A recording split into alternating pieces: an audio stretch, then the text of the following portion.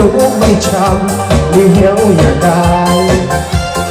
Em hãy nói tôi tan tình nghĩa châu Âu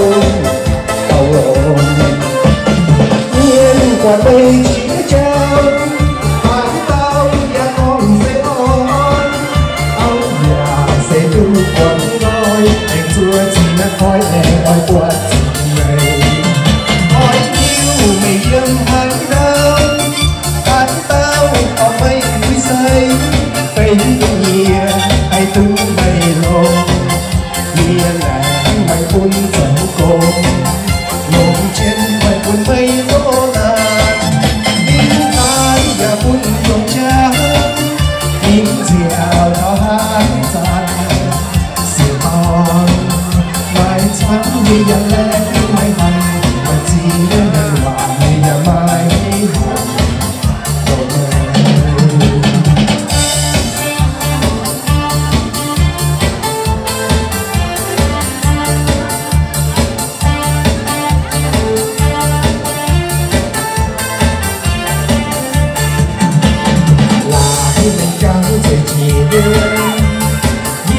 tình tai ôi nắng tú mây trắng đi theo nhà gai